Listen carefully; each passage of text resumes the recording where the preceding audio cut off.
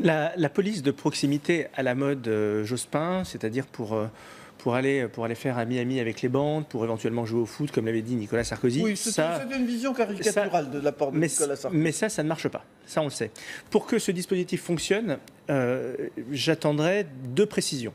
La première, c'est l'expérience des personnes qui sont envoyées sur le terrain. Parce que on a une mauvaise habitude en France, souvent, c'est d'envoyer, par exemple, dans les collèges et les lycées défavorisés, les profs les plus jeunes, et de la même façon, on envoie les policiers les moins expérimentés. Là, dans ce cas-là, ça ne peut pas marcher.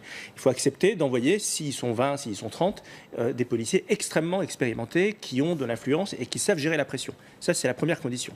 Et la deuxième condition, et là, le gouvernement ne peut peut-être pas trop communiquer dessus, mais c'est quel rôle vont jouer ces policiers sur le terrain en matière de renseignement.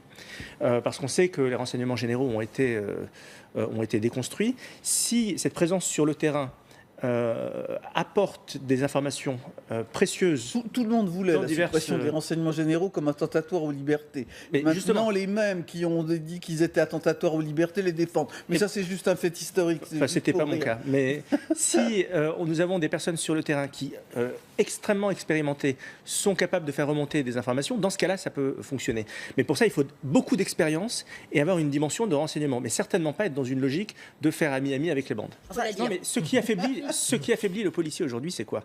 C'est qu'il sait pertinemment que quand il va attraper quelqu'un en situation de délit, il sait pertinemment que cette personne-là sera à nouveau dans la nature 3 jours après. C'est ça qui affaiblit l'autorité du policier. Mais c'est pas vrai. C'est une réalité. Ou alors, le premier sujet, c'est la justice. On n'en parle pas, mais oui. Si on sait que le policier, quand il vous coffre, le maximum que vous pouvez prendre, c'est 24 ou 48 heures de garde à vue, et que de toute façon, après, comme les tribunaux et les prisons sont engorgés, vous serez en liberté, eux, ils le savent.